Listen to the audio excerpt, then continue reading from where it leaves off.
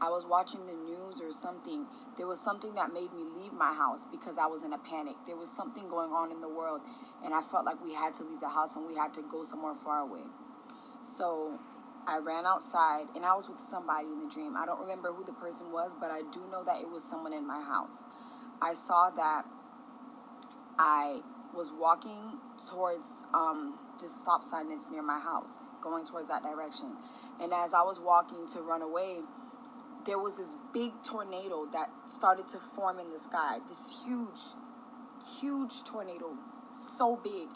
I guess you could say a hurricane, but it wasn't a hurricane, if you get what I'm saying. It had the power of a hurricane, but it had the power of a tornado, but it looked like a hurricane. And the whole sky just turned dark, like very dark gray. And as I started running and I seen the tornado start to form, there was this like big air that started to push at us. And the more we ran, the more the wind started to push us away from the destination that we were going to. I hope you guys understand what I'm trying to say. And so the more that I was trying to run, the wind started to push us away, but it didn't keep me from running to where I was trying to run to. So then as I kept trying to push against the wind, there was another tornado. I feel like the big tornado was fueling other tornadoes because the other tornadoes that came were smaller than the larger one that was making the wind come. So there was another tornado that formed. And as this tornado was forming, it was gray. It was like a gray form of air just spinning. But as it started to come near the ground, it turned into a tornado of fire. I saw the tornado turn into a tornado of fire, and I stood just looking at it. I didn't run. I stood looking at the tornado, and the minute that the tornado touched the ground, it exploded. Something exploded. And the explosion that it caused so much black smoke and so much fire to just appear out of nowhere, and it was very scary. So when I saw that, I got scared, and I started to run back towards the direction towards my house. I started to run, and I started to run, and I started to run. And as I started to run, I got to my house, and I told everyone that was in front of my house, we need to go, and we need to go now. And then we started to run towards this other stop sign that's the opposite direction of where we were running towards. And mid-run, I stopped, and I looked back, and I was like, wait, where's my dad? I couldn't find my dad anywhere. And there was somebody that was next to me. I don't think it was one of my family members because they were all ahead of me. And the person told me, don't worry about your dad, just keep going. I said, but no, I can't leave my dad. The person said, no, don't worry about your dad, just keep going. So I started to run, but I kept thinking about my dad, and as I turned back, I saw my dad behind me, and I saw my dad, then I started to keep running.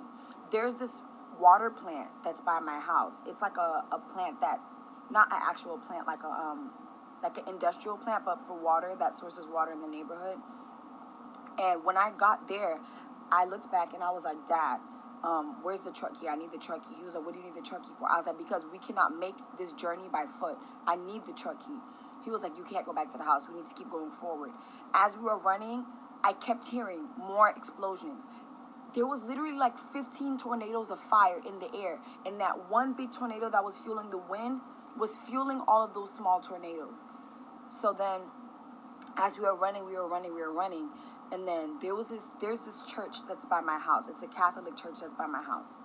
I don't go to that church, but it's just there. It's always been there. And when I got in front of that church, I looked behind me. All of my family was gone. I didn't see my family anymore. When I got to in front of the church, there's this pathway that's in the church. I walked into the pathway, and there's this girl that I saw. I haven't talked to this girl. I went to middle school with her. I don't really know her like that. I saw her.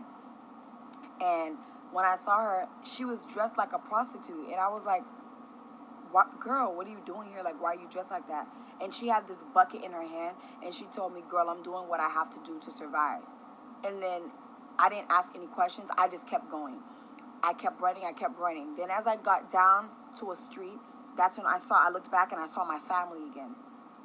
And then I started running. And as I started running, there was this huge tornado, the tornado of fire that struck right in front of me, probably like 2 or 3 feet away from me, right where I was about to run to. It struck the ground right in front of me, and I screamed, and I got scared.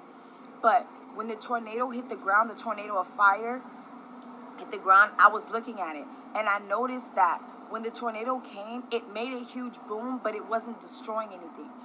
What the fire was doing in the tornado, it was like the tornado was riding on the ground. And as the tornado hit the ground, it's like it turned the stone that was that was on the ground into like a Ten Commandment tablet. This big tablet, it turned the ground into a tablet. And I looked at it, and I looked at my dad. I was like, Dad, look. He was like, yeah, I see. And I saw the fire. It's like the fire had a finger. The fire was writing. And the first thing that I saw it write was, I love you. The second thing that I saw it write was, repent. The third thing that I saw it write was, turn from your ways. The fourth thing that I saw was commandment number 47. The fifth thing that I saw was commandment number 49. And I looked at my dad. I pulled out my phone. Then my dad went to touch it. I was like, no, Dad, don't touch it. And then he touched it, but it didn't burn him. And so I stood there, and I was so scared, and I took out my phone to record. And as I was going to post it on social media in the dream. And as I took my phone out to record, I pulled out to my camera to the video, and the camera said malfunction. It wouldn't record it. I don't know why. And so after that part, we just kept running.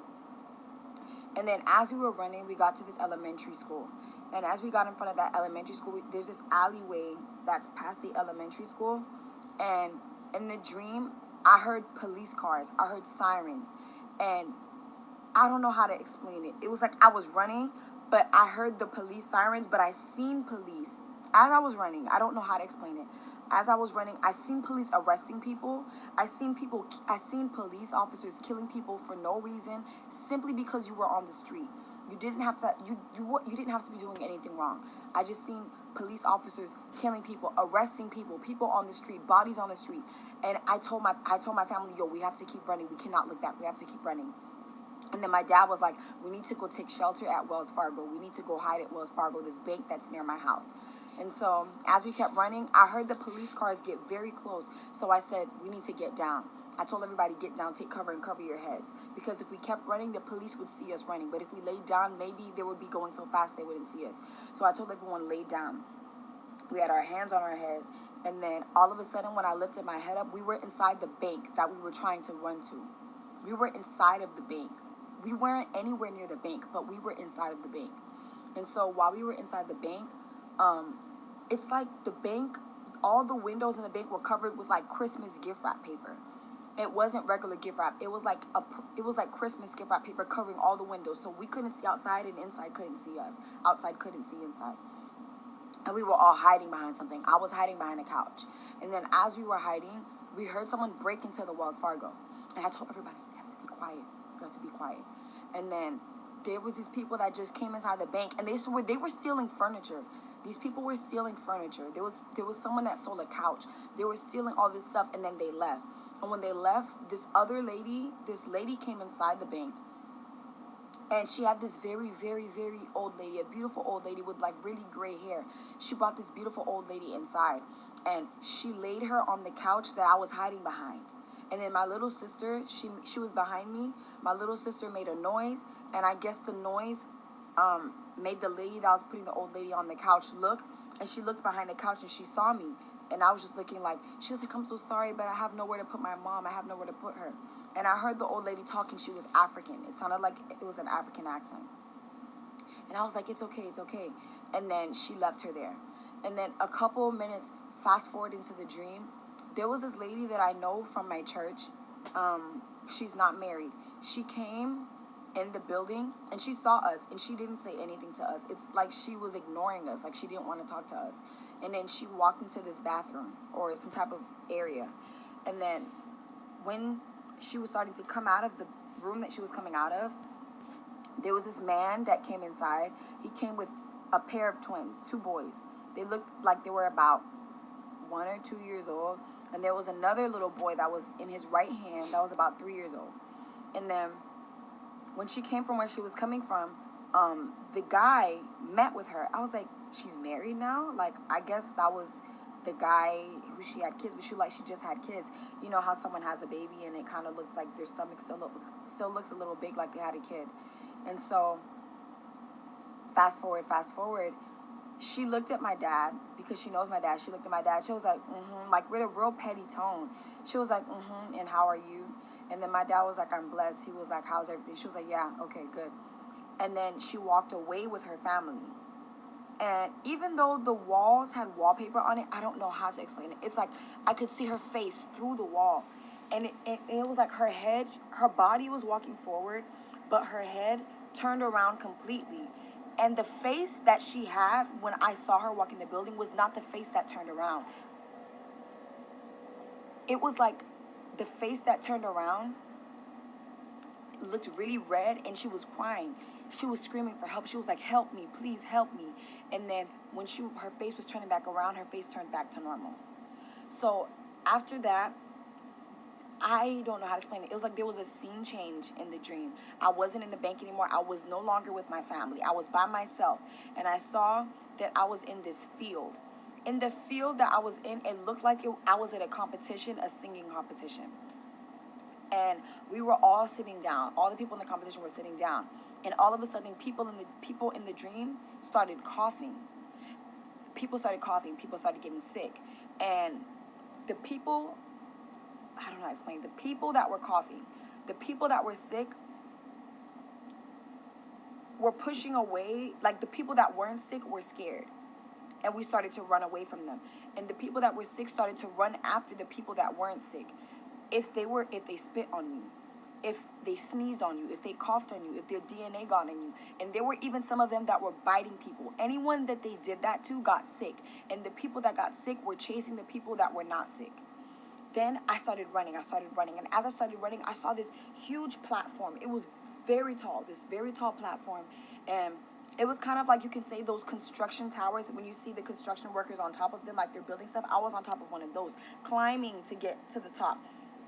And as I was climbing to get to the top, I don't even want to call them humans because I don't even know how to explain it. It's like they turned into monsters. Those sick people started climbing up after me. They started to climb up after me, and I started to climb. And then I got to the very top. I don't know how, but I got to the very top. And when I got to the top, there was this lady dressed in all white, and she had a needle in her hand. It looked like it was a cure. She had a needle in her hand. And as I was sitting at the top, the people started to climb. They started to climb. And as they started to climb, it's like, I don't know how to explain it. It's like they were coming by the dozens, right? It's so vivid right now. And it's like they were coming by the dozens. They were coming so fast, climbing up. And then, I don't know how the person did it. The person was dressed in all white. They took the needle. Like, I'll use this pen, for example. They took the needle, and each person that came that tried to attack me, she stuck them with a needle. And that person was cured, and they fell all the way to the bottom. And then, I don't know how she did it, but she got a lot of people. And then all the people that were sick that was at the bottom, when they seen the people that were getting to the top getting healed, they jumped off of the platform. And they ran towards a different direction. And then I saw that I was safe. I was by myself. There was no sick people anywhere in sight. I was by myself. And the person that was in all white that was next to me looked at me, went like this, and then they were gone. I don't know where they went. Then all of a sudden, I seen that I was in a different scene. I was in a completely different environment. And when I looked down, there was two people that I noticed, two people that go to my church. I seen a guy behind a bar, and I seen a girl that was in front of the bar. And she was talking about something. I don't know what she was talking about. Truthfully, I don't know what she was talking about. But I was still at the top of the platform. At the top of the platform that I was on, I spoke with a voice of authority. And I said, no, you need to stay. You cannot go anywhere. I don't know why I said it. I don't know why. And then she looked up and she was like, what? What are you talking about? And then all of a sudden I seen that I came down and I was in front of her. And I was like, there's no reason for you to go. You need to stay here. And then she was like, no, I need to go. She was like, I need to go because people are sick and that's my job. I was like, listen, the times that we're in now, all these people that you see that are getting sick, they're not about to get cured. This is not a time for healing. This is a time of judgment. Nobody is about to get healed. There's no reason for you to go back to work. And she works in a hospital. And then I saw, as I was telling her not to leave, I started to tell her, listen, it doesn't matter how much you get paid. It doesn't matter how much money you make in the field that you're in. I'm telling you that money is not going to mean anything. The money is not valuable to you in the times that we're in. And then she looked at me. She was like, well, I'm going. And she had this bag in her arm. She put a bag on her arm, like luggage or something. She put it on her shoulder. And then she started to walk away. In the distance that she started to walk away to, I saw a big ocean. Big ocean. And there were ships. Big black ships. Like at least 12 black ships. And from where I am, it seemed like it was a Salvation Army ship or something. Like she was going on deployment somewhere to help heal sick people that were not going to get healed, because in the dream God was clearly speaking through me. These people are not going to get healed. This is God's judgment. There is no healing that's about to happen. And then I saw her walking off into the distance. I didn't see her get into the boat. I just seen her walking away. And so it looked like to me that she was going off to go and help the sick. And that's where the dream ended. When I woke up, wow, I was crying. I was crying because I was confused. I don't know how to explain it, because before all of this coronavirus pandemic, God gave me a dream that all of this happened. And it's on my part that I didn't speak on it before it happened. I spoke it in my church, and now people see that it came to pass and that it happened, but I didn't record it. I told my parents about it, and when it came to pass, it was like, wow, your dream came true. And I felt like I had to say this, because if I didn't, I would be doing the gospel injustice. I would be so wrong for God to even speak to me, through a dream when I'm not worthy of it. I have to say something. And when I woke up crying, I was scared. My heart was beating really fast. And the first thing I did was grab my phone to record, so that I could remember everything, so I could listen to it again. And then I prayed to God for discernment to help me understand what is it that I just saw. Because from what I just saw, I can't be here when all of this stuff is happening. I can't. I cannot be here when the tribulation happens. I can't be. Because there's no way. When the rapture happens, I'm going in the first coming. So I was like,